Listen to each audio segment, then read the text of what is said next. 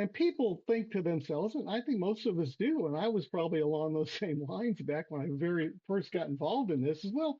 I'm just one person. If I call them, that's just one person calling. That's going to mean nothing. But it turns out that if a legislator gets 10 calls on a bill, that's like, whoa. They stop and go, wait a minute. If 10 people have called, there's probably 1,000 out there that are thinking the same thing but haven't called. So this sounds like this is either something I should be supporting or something I should be opposing. You rapidly find out that your voice is actually much louder than you think it is, because most people in America just don't bother.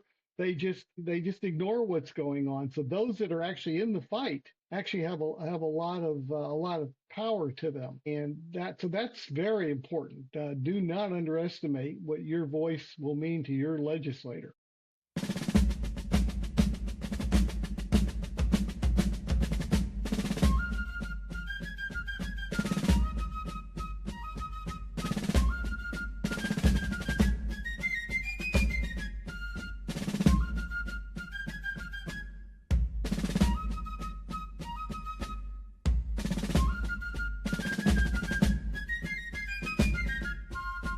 Hello and welcome to Liberty and Gun Rights Podcast. My name is James Moffitt. I will be your host. Today on the Liberty and Gun Rights Podcast, we're going to talk about the fight for the Second Amendment at the state level and what it really takes to protect those rights. My special guest is Philip Van Cleave, president of the Virginia Citizens Defense League and one of the leading voices in grassroots gun rights advocacy. Philip, thank you for being here. Well, thank you for having me on, James. Yeah, do me a favor and introduce yourself to the listening audience. Okay, all right. Again, it's Philip Van Cleave. I'm the president of the Virginia Citizens Defense League and have been since 2001.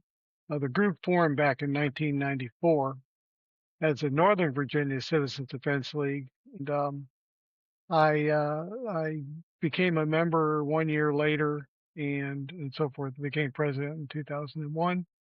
And I also have my own little software company, but that's kind of faded away over time. This has just taken over everything, and it's worth it. I'd much rather fight this battle protecting our rights than selling software that I've written. Well, as I told you before I hit the record button, I'm the vice president over at South Carolina Carry, and Mike Dorelia, who you know, is the president. And we've only been in existence since 2015, so you've been in the fight a little bit longer than us. And we've been watching from, as your neighboring state at all of the things that have been going on there. And your state and your organization was kind of a role model or blueprint for what we wanted to do here in South Carolina. So, Philip, what's happening right now at the state level? The gun owners across the country are not paying enough attention, but should be. Absolutely. Virginia is sort of a purple state normally.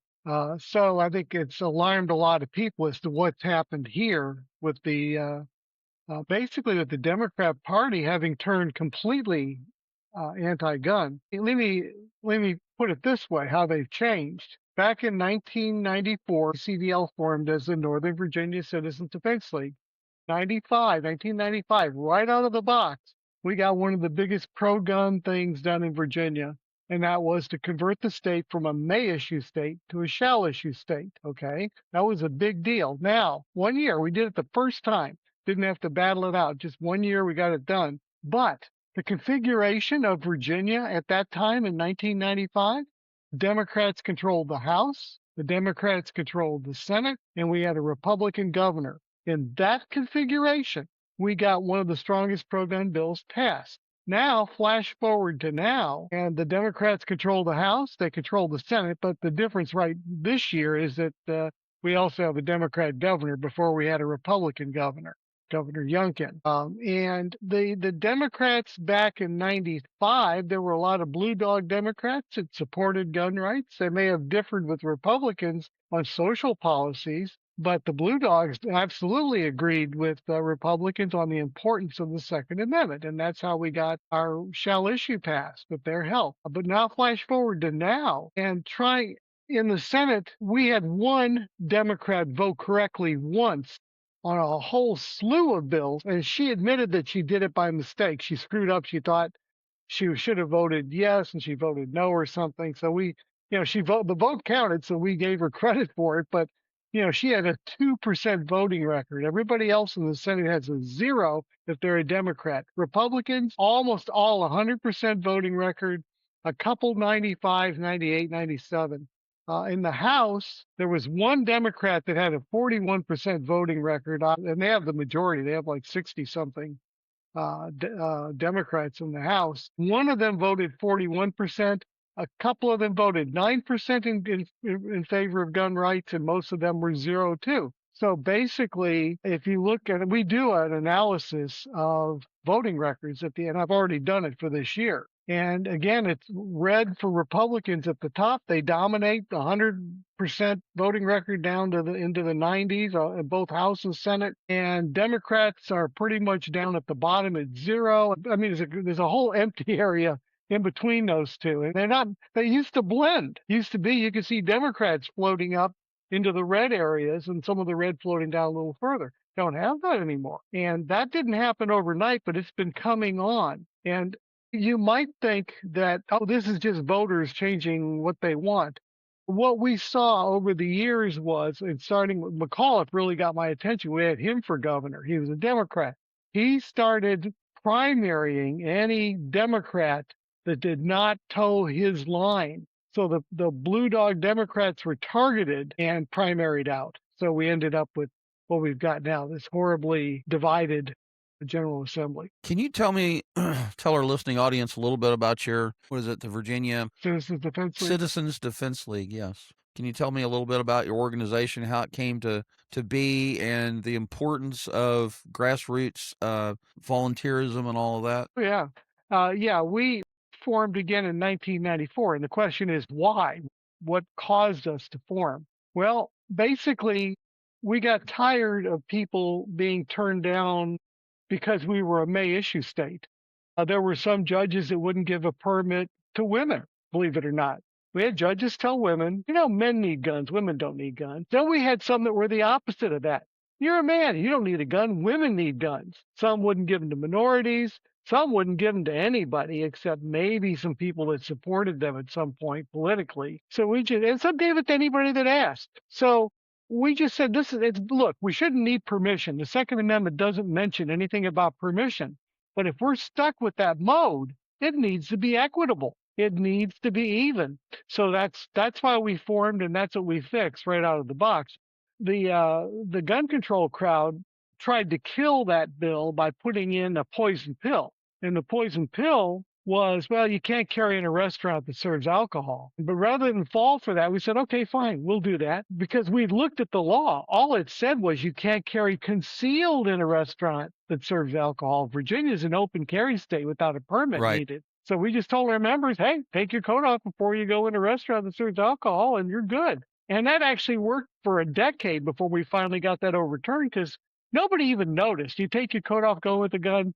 It was so rare anybody even noticed it. It wasn't even a big deal. So that's what we did. And we had our shall issue concealed carry. So how many members did you have back then, and how many do you have now? Well, it originally started with about 300 members. Actually, it was 30 initially, but then it rapidly grew to 300. We're now sitting at about, I think last I checked, it's been about a couple of months, about 12,000. Our peak was about 24,000. That was when that big, huge 2020 rally when we had 50,000 people show up in Richmond. I don't know if you remember that. Yeah, we've got pictures on our website. That was absolutely, everybody was in shock at the size of that crowd. And that was after the governor, we had a horrible governor called Northam, a Democrat, who tried everything he could think of to scare people away from not showing up. They banned guns in the area where the speakers were going to be in Capitol Square. They said, "Oh, there could be white supremacists. There could be trouble there," And they all these rumors and stuff were put out there, and so forth. So I think in the end, it probably cut the crowd in half. I think we could have easily had 100,000, but 50,000 was awe-inspiring. And when we were done, the newspapers noted that part of Richmond was cleaner after we left than before we got there. And That's we brought awesome. our own trash bags. We picked up trash that wasn't even ours, took the trash bags, and yeah, gun owners. They're really great people, you know. Man, I agree. So, Philip, let's go back a little bit and tell us, how did you become, what was your interest in the Second Amendment and being a Second Amendment activist? That's an interesting story. So I grew up in Illinois, in the suburbs of Chicago, and there I had as a kid in the 50s and 60s, more in the 60s. I had BB guns and pellet guns and stuff like that. And Illinois hadn't really turned as crazy as it is now. I remember going with my older sister and mother to a racetrack, and I brought what looked like a Remington 870 shotgun that was a water gun. Nobody even batted an eye for an hour or two. Security showed up, looked at the gun, laughed, and walked away. Nowadays, they would have shut down the whole racetrack, brought in SWAT. It was just, Right. even Illinois was different there. But anyhow, I moved to Texas, got my first shotgun when I was 16. I did some hunting, and when I turned 21, I joined the Bexar County Sheriff's Department as a reserve officer, and that's when I bought my first handgun. And so I carried a gun as a reserve deputy in Texas for 7 years till I moved to Virginia. Interesting. When I got here in 1980, there was May issue. I was told don't even bother. It's $100 to apply. They can keep your money and tell you no, unless you have your own business and you're carrying cash. They're just not going to give it to you. So I just kind of shrugged and threw my hands up in the air, and nobody told me about open carry being legal. That wasn't legal in Texas at that time. So I didn't even ask about that. What happened was, so for years, I had a gun at home, but I didn't carry it. And that bothered me, but it was like, what can you do? So, these things in life where adrenaline hits you and you have a perfect picture of something, like maybe you were frightened or extremely happy, and you remember that clearly. Right. Adrenaline Right. locks these memories in. I remember on July 2nd, in the den of my house, walking by the television and hearing the newscaster say, and today is the second day where people can now apply for a concealed handgun permit. It has to be issued unless the government can show that you're disqualified. I froze in my tracks, and I immediately checked into that, tried to get in. You had to get a class. Trying to find one took like a month and a half to get in, because everybody at that time, Virginia had probably about 2,500 permit holders. We have 750,000 now. I mean, that's how that demand exploded. Right. I finally got, I was waiting, got the class, and now they had 90 days to issue the permit. Meanwhile, I went on vacation, and I was in Hawaii, sitting on a beach reading gun magazines, because now that I was no longer an officer, I was looking at carrying concealed, which is something I didn't really bother with much in Texas. Like, as a police officer, I could just open carry. And I started reading articles, and besides looking at guns and trying to figure out what I wanted to go with, I carried a revolver in Texas, but I realized semi-autos might be the way to go. So I was looking at that. But then suddenly I was reading articles that talked about the Second Amendment. Now, I had been fed the baloney that it's a common, or it's a right of the people generally. It's not an individual right. And the more I read this stuff, the more I'm going, what? And then I really got into it. So I'm sitting there on holiday just reading all these gun magazines, as many as I could buy, and going through them. And every time I hit these things talking about the Second Amendment, I realized I'd been lied to. And Right. I was furious. It was like the government lied to me, the press lied to me, the schools lied to me. And then I started doing research. I read U.S. versus Miller. And I said, wait a minute, this ruling isn't that long. It said nothing about private gun ownership not being only being a collective right for the Second Amendment, that you didn't, private guns were not covered. No, that's not what it said. Mr. Miller had a sawed-off shotgun, and nobody bothered to tell the Supreme Court that, yeah, that is used in war. That is useful to a militia. Had he had a machine gun or a sawed-off rifle, something like that, the whole thing would have turned out completely different. So we've been lied to about what that said. So anyhow, all this got me going. I live in Richmond, so I'm close to the General Assembly. I can be there in 20 minutes. So once I got my permit, that next year, the General Assembly came into session. I said, I need to go down there. I don't know what I've never done this before. I want to go down there and talk to senators and delegates and try to fix anything I can do to restore our right to keep and bear arms. But I was just an individual, untrained, didn't know anything about any of this stuff. But I went down there and I ran right into the Northern Virginia Citizens Defense League that had formed that year or the year before, and had done this. And they had nobody in Richmond. If they wanted to lobby, they had to drive 2 hours. So it was like a marriage made in heaven. They taught me what I needed to know about what to do in the General Assembly and about lobbying and all the protocols, and I could be there and represent them in a flash. So it was perfect for both of us. I got what I was looking for, trying to change these laws, and they got what they were looking for, is somebody that could actually be in Richmond all the time and do this. So that's how I got involved. They basically, the gun control crowd made a permanent enemy out of me with all the lies that I had been told. I didn't want anybody else to fall for those same lies. Well, that's awesome. And that's a wonderful story, and I appreciate you sharing it.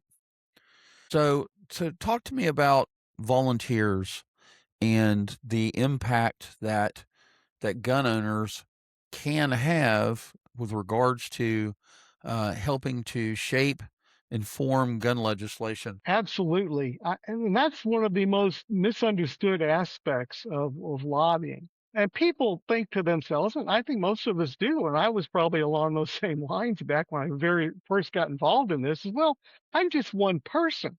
If I call them, that's just one person calling. That's going to mean nothing. But it turns out that if a legislator gets 10 calls on a bill, that's like, whoa. They stop and go, wait a minute. If 10 people have called, there's probably 1,000 out there that are thinking the same thing but haven't called. So this sounds like this is either something I should be supporting or something I should be opposing. You rapidly find out that your voice is actually much louder than you think it is, because most people in America just don't bother. They just ignore what's going on. So those that are actually in the fight actually have a lot of power to them, and that's very important. Do not underestimate what your voice will mean to your legislator. Absolutely. Well, at South Carolina Carry, we have tried since 2015 to motivate legal gun owners to write emails, leave voicemail, call and talk to the staffers, write letters to the Post and Courier downtown, in Charleston, and just get involved. I think when President Trump during his first term in 2016, heard a lot of people, a lot of Second Amendment folks say, well, they're not going to come for our guns because President Trump's pro-gun. And so we just don't have to worry about it. And you have towns, municipalities, you have cities like Charleston and Richmond, and you have state level legislators, senators, and the House of Representatives. And there's so many levels of government between us and President Trump, the federal level. And we have to understand that the gun grabbers and, they've been trying to pass red flag laws for how long now? And all that needs to happen is for good people to be silent, for bad people to get their way, for the gun control people to actually take control. It's crazy. I think that you hit the nail on the head. Especially that's what happened here in Virginia. Trump got elected, so you had two parts of that. Part one was he motivated all the Trump derangement syndrome people, which are mostly Democrats. There were some Republicans in that pool, but mostly Democrats. He activated them because they couldn't stand him and his America First agenda. What you just said applied to the red areas of the state, where they kind of said, we got Trump in there. We don't have to worry about gun control. Nothing's going to happen in Virginia. And what it is, James, is they don't look. Part of it's their fault, part of it's not. They don't teach civics anymore, and they haven't been teaching it for a long time. And so a lot of these people don't really understand how government works. They figured if the president's got it, that everything down below is safe, and they don't understand. Oh no, the way America's laid out, the states have a certain amount of sovereignty in their government and so forth. And then you got local government, as you say, on top of that. So you've got levels. And again, just because the state may be good on guns doesn't mean that if they don't have strong preemption, that doesn't mean your locality couldn't pass a bunch of gun control. It just depends on how your constitution and how your government's set up. That's a big problem. And hunters are a problem. Hunters are some of the worst about getting registered and voting. They just don't want to get involved. Well, in Virginia, they're now starting to feel the pain because, again, hunters have always felt exempt. Well, they'll never come for my hunting guns. Well, guess what?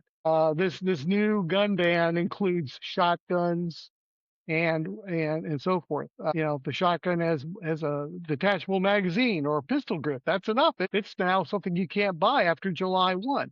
So this is a battle. We're all, no matter why you own a gun, you've got to be part of protecting that right so we can hand it on to the next generation. And I will say that's the danger of this grandfathering. Yes, we got grandfathering in Virginia now. We can keep any quote unquote assault firearm that we have prior to July 1 of this year.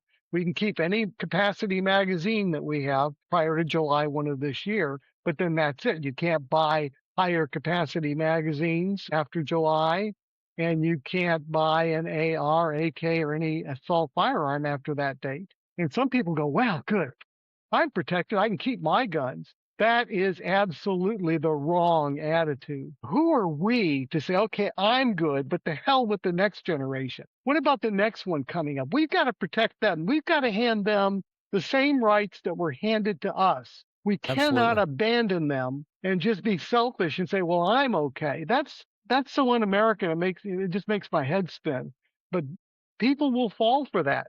Do not fall for it. Yes, we have a grace period now, those of us that own these guns, but we need to fight harder than ever to get rid of that ban so the next generation will have the freedoms to own what we own. Right. And I think one of the messages that we need to send out during this episode and in all of our dealings with local legal gun owners or the legislature or legislators or whoever, the fight is continuous. The gun grabbers and the gun control people are never going to rest, ever. They're never going to rest. They're going to constantly come after our rights. And the only way we're going to safeguard our rights is to stand up and say, hell no, no, you are not going to do that.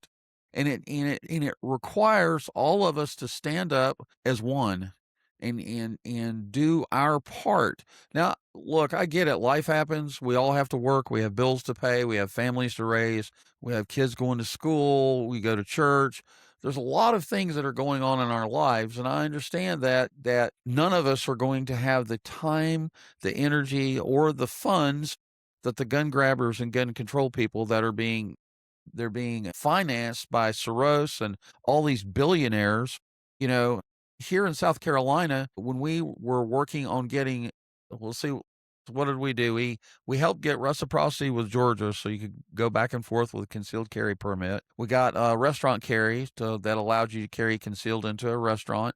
You couldn't belly up to the bar and drink, but you could go with your family through the parking lot. You could park your car, get out of your car. What's the most dangerous places in the world is the parking lot between your car and Walmart, or the car and the shopping center or a restaurant or whatever. So we fought to get restaurant carry passed.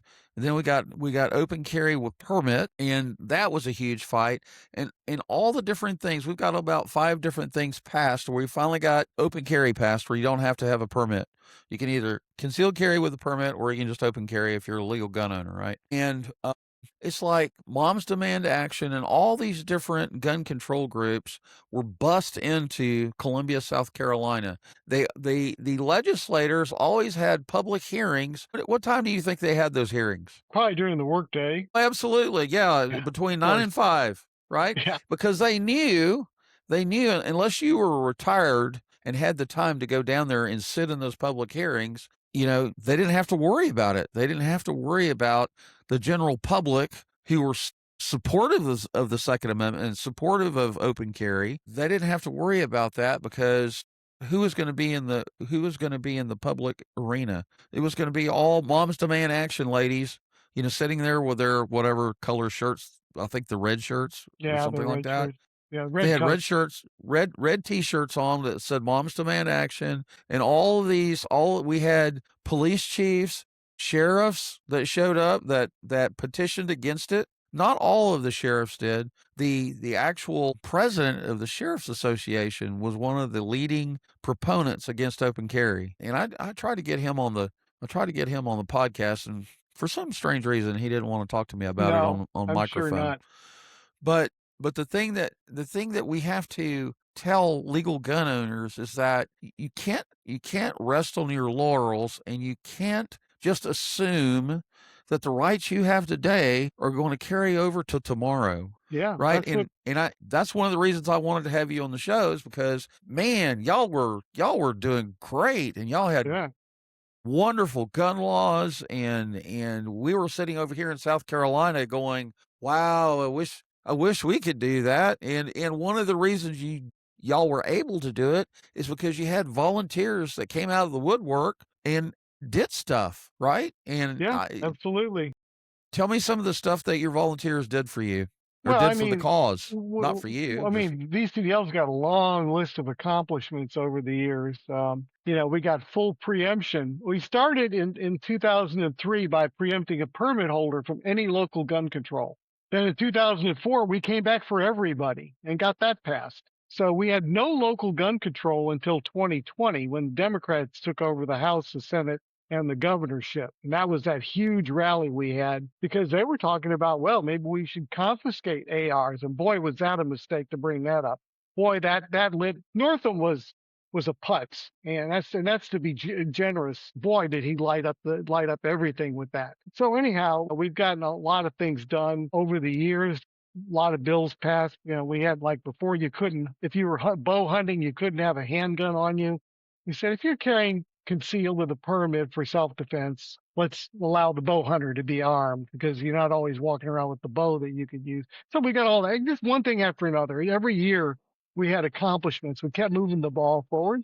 And part of that was, for a while, the Republicans had control of everything during that period. Unfortunately, that's not a guarantee. We tried to get a permitless carry, what some states call constitutional. We've moved away from that, because constitutional, to me, would imply we could get rid of all the carry bans and all that stuff. Take us back to the Constitution. So instead, we call it permitless carry. You can do without a permit what you can do with a permit, or maybe minor differences in there.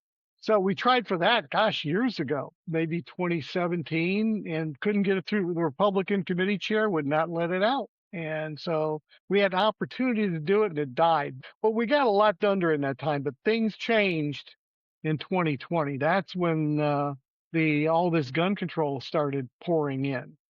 And that huge rally I told you about, that had a strong effect. That they were putting an assault weapon ban in. Again, they were thinking about confiscation even. The whole thing disappeared the next day. After that rally, the very next day, that bill came up in a committee it wasn't even supposed to be in front of, and the first order of business was to kill the bill. Boom, gone. I mean, they saw that crowd, said, okay, no, not touching ARs or AKs, gone. And then they muted down other stuff that was going to be much stronger, like our red flag law was actually had a whole lot of protections that most states don't have, that have that law, and so forth. That again, that was grassroots activism that absolutely turned the tide. But we keep this in mind: the end goal for the gun controllers, and why they won't go away, is the end goal is complete civilian disarmament. And they will probably be just fine with the police being disarmed, just like England. So if you're a police officer, don't think that can't happen to you. In fact, this year in Virginia, the Democrats specifically did not exempt off-duty and retired police from being able to carry an assault weapon in public. That's another ban that came in. You can't carry one in public. And they did not. Only on-duty police can do that. That's, and licensed security guards on duty. So I'm telling everybody, if you're a hunter, if you're a police officer, whatever, you need to be awake, because the end game is take away all of our guns. And they're doing that using the excuse of crime. Oh, we've got to do something about crime. Well, like in Richmond, when I hear of a shooting, I know it's going to be at one of three places. Okay, I know where it's going to be. It's always the same areas. It's always people killing drug people or whatever. So, and what they started doing back around 2018, 2019 is there was a push by Democrats to let violent people out of prison early, to get rid of bail, to defund the police, all of that stuff. Now, what does all of that do? I mean, just you and I talking common sense. That's going to drive up crime rate, right? If you take a sure. violent predator, put him on the streets, He's a violent predator. He's a predator. What is he going to do? He is going to predate on innocent people. Well, yes, that was what they wanted. So they could, because it wasn't working. Gun ownership was going up thanks to Obama and Biden and so forth. And crime was going down all that time. When they started doing this stuff, then the crime started to go up.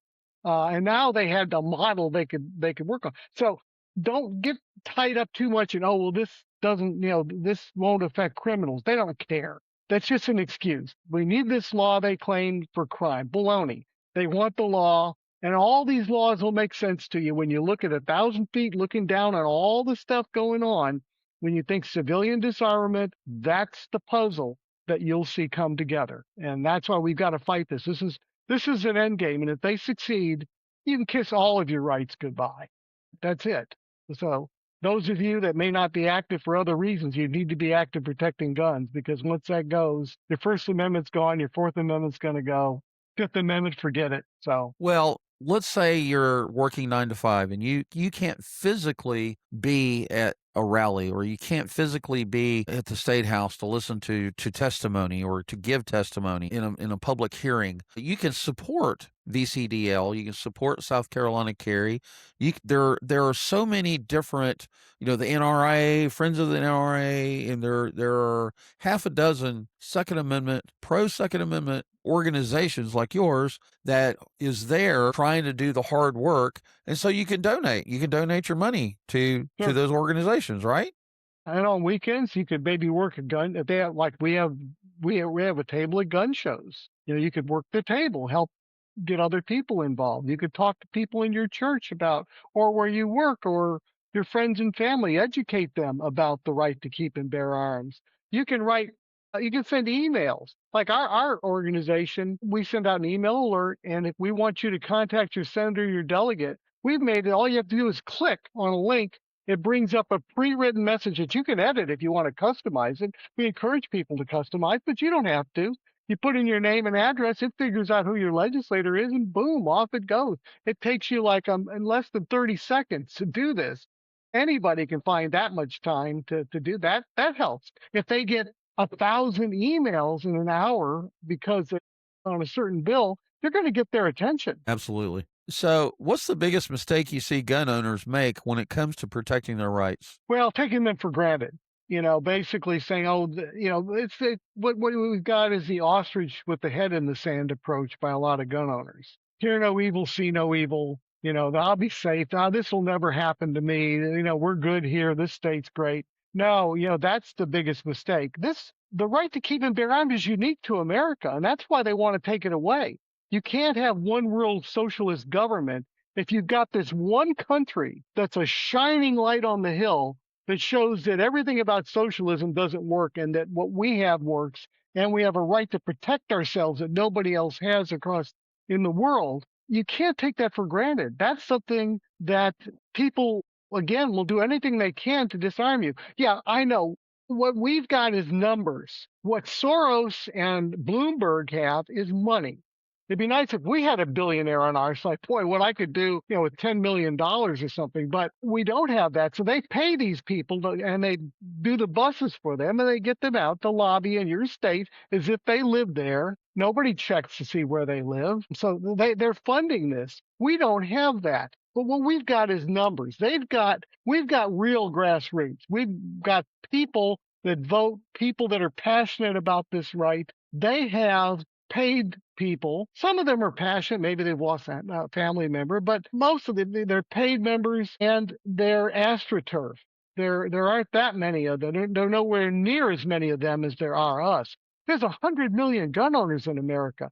Well, if you think about it, that's 50 times bigger than the biggest military, in the world. Just us. When Yakamoto or whatever said there's a gun behind every blade of grass in World War II in America, let's not go there, he wasn't kidding. And now we've got a lot more gun owners with a lot better firearms than we had back in World War II. Absolutely. And we had an incident in Charleston, South Carolina. I think it's been about 10 years or so ago, where this group of people, I forget who the group is, but they came down and they actually burned part of downtown Charleston. And these groups I don't know if you remember the name of that group or the I wish I could remember it. But anyway, anybody listening to this podcast episode that lives here, they'll know right off the top of their head who it was. But these criminals that terrorize locations, they seem to only pick the locations where the government is run by Democrats and by liberals. And the mayor of Charleston at that time basically told the police to stand down and, oh, they have a right to protest, they have a right to do what they're doing. Yeah, they have a First Amendment right to gather in public spaces and speak their mind and tell us what they think, right? That's what the First Amendment does. Does that give them a right to terrorize people, hurt people, burn down buildings, and vandalize businesses that owners have spent, love, sweat, and tears to put those businesses together? No, that doesn't. That makes them criminals and terrorists. And they took Charleston by surprise, and I think it was I was listening to it on a police scanner when it was going down, and it wasn't until all the area law enforcement agencies got their act together and they started sending SWAT teams and they started sending boots on the ground. And it was around 12:30 in the morning where they finally drove them out of downtown Charleston and got them out of there. But it wasn't before they did millions of dollars of damage. So Yeah. Why didn't they try that out in the rural areas? It wasn't going that because that wouldn't happen. I'll guarantee you there are militias.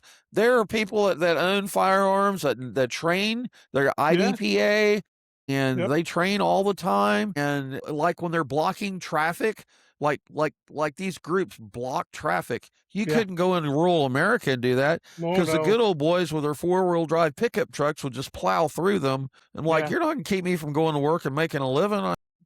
Screw this. You're not doing it. It just isn't going to happen. Towards my house with a Molotov cocktail, they're going to get shot. Yeah. Well, do you remember the rooftop Koreans? Yes. Wasn't it in Los Angeles? Yes.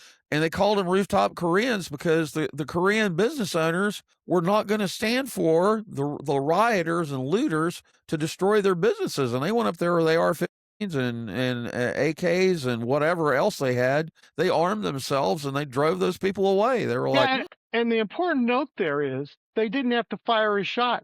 The crowd looked up, saw them holding those rifles, and said, "You know what? I think we're going to go somewhere else." Yeah, absolutely. That's the beauty of firearms because they are a lethal instrument capable of projecting deadly force at a distance. That alone, most of the time, is sufficient for stopping somebody from attacking. Now, 1 out of 10, you're going to have to shoot the person. But 9 out of 10, just drawing the gun is sufficient. That's the power and the importance of this. But if we didn't have those guns, what would have happened to those businesses? What might have happened? There were people that were beat to death and stuff in those riots. Look what's happening in England. Okay, they disarmed everybody. They don't even want you to have a knife anymore. A butter knife would be okay, but nothing with the blade, the sharp tip on it. And now a guy came, for example, from England, flew to Florida, filmed himself on and put it up, I think, on YouTube or Facebook or something, shooting a shotgun in Florida, perfectly legal, doing a little skeet or trap shooting probably. Goes back to England and they arrest him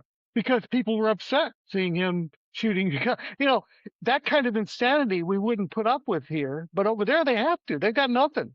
They've got nothing. The government can do whatever it wants. You've got rocks to throw and they've got bullets. So you're definitely a subject, which the British have mostly been, but they've been freer than they are right now in the past. At one time in the 20s and before, they could carry guns in their pockets, revolvers without permits or anything. Very low crime rate there. Just that they didn't kill each other over things.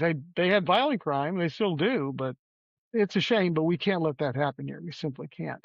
An armed society is a civilized society. It is.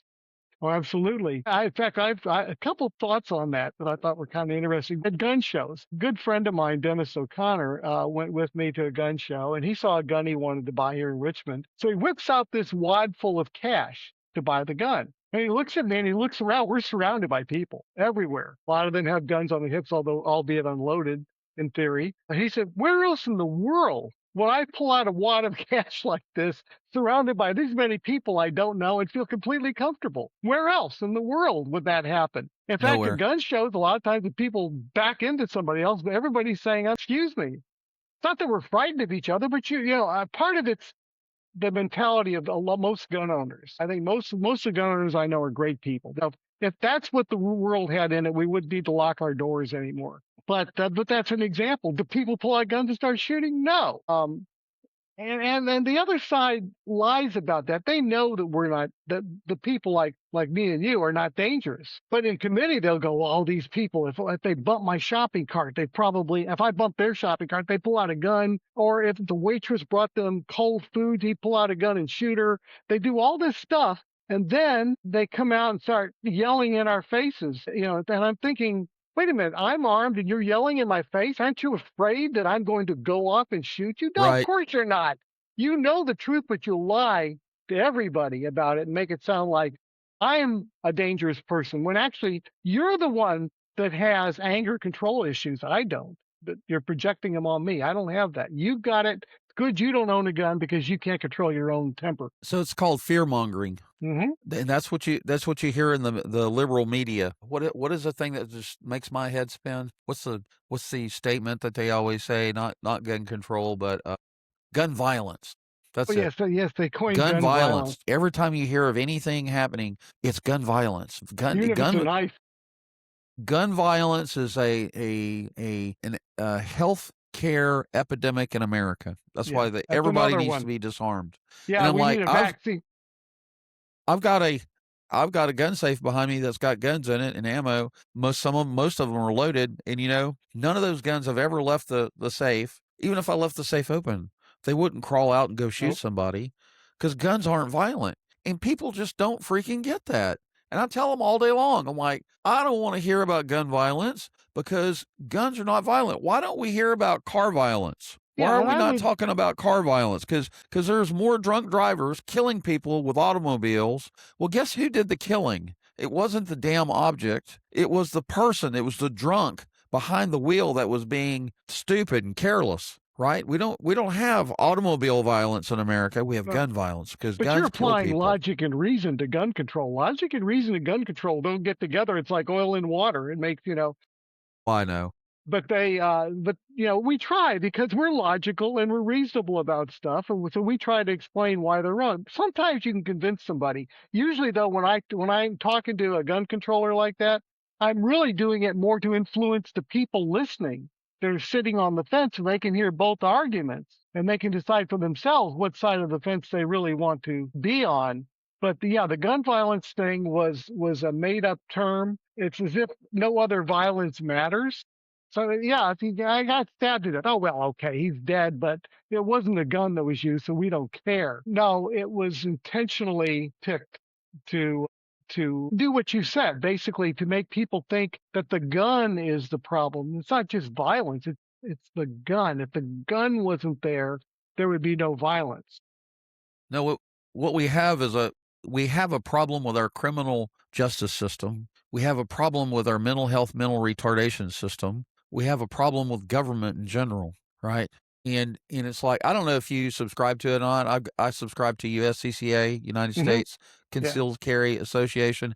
I get their magazine. Yeah, that magazine is once amazing. A quarter. And if you read some of the stories, they have 2 or 3 pages of stories from all across America, every state, of people that use weapons, guns, in a self-defense manner to protect themselves and loved ones. You got carjackings, you got people getting their doors kicked in, you got home invasions, you got people getting attacked out in the shopping malls. All manner of stories where law-abiding citizens use guns for self-defense. Do you hear any of these stories in the liberal media? No, not at all. You have to get in local media. You never hear any of this, not even in the local media. A lot of times the local media is liberally owned, and they're not going to run that story because they don't want people to hear that a good guy with a gun stopped a bad guy with a gun. They make fun of it because they think that, oh, well, that's just mental illness talking. Yeah, I tell people when they this whole idea that you said that you rail against, and I agree, the whole idea is that guns are like a disease and I go, no, actually you've got it backwards. Guns are a vaccine against crime. Right, exactly. They don't create crime, they're used to stop crime. They're a vaccine, they're not a disease. So you've got it backwards. And of course their heads melt down, but Well, So for someone listening who cares about the Second Amendment but hasn't been involved, what's the first step they should take to make a real impact? well, number one, get involved with the local. There's two gun organizations you should join: a local organization for the state and one federally. So again, the GOA federally, NRA federally, Firearms Policy Coalition. There's like 7 of them nationally. Locally, it depends on your state. We got, again, Virginia Citizens Defense League here. You got South Carolina and Grassroots North Carolina. Wherever you are, there's almost always a statewide gun group. Understand that most of your gun control is at the state level. I'll give you an example. I'm under the same federal laws that somebody in DC is, or Maryland, or South Carolina, or Alaska, or Hawaii. However, you can open carry in Virginia without a permit. And come visit us, open carry if you want, no problem. Go to DC and try that. Go to Maryland and try that. Go to New Right. York and No. try walking around with a gun on your hip. No.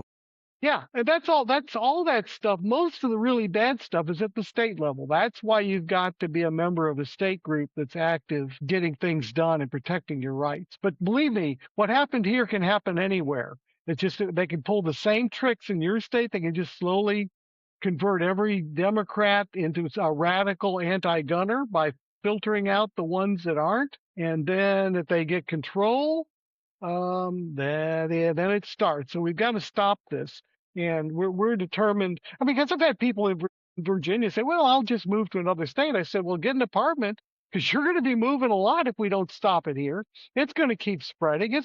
Retreating isn't how you win a war. Our founding fathers wouldn't want us to have retreated from Virginia, where freedom started, just because something bad happened. Well, they stood up against the strongest military in the world, the superpower back then, England.